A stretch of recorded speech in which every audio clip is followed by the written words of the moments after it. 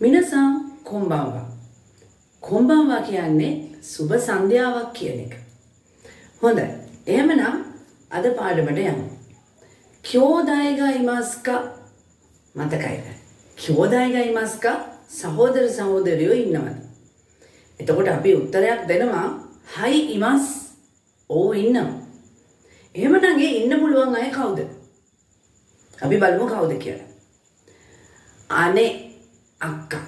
අනේ අනි අයියා. අනි අයියා. ඉමෝතෝ නංගි. ඉමෝතෝ. ඔතෝතෝ මල්ලි. ඔතෝතෝ. හොඳයි. කියෝදායිගා ඉමස්කා හයි ඉමස්. දාරෙ දෙස්ක? කවුරු වේද? දාරෙ දෙස්ක කවුරු වේද? අපි හිතමු අයියයි අක්කයි ඉන්නවා කියලා. දාරෙ දෙස්ක? අනේතෝ අනිගා ඉමස්. තෝ නිපාතය පාවිච්චි කරන්නට ඕනේ සහ කියන තේරුමෙන්. අනේතෝ අක්කා සහ අනිගා ඉමස්. අයියා ඉන්නවා. කියෝදායිගා ඉමස්කා හයි ඉමස්. දාරෙ දෙස්ක?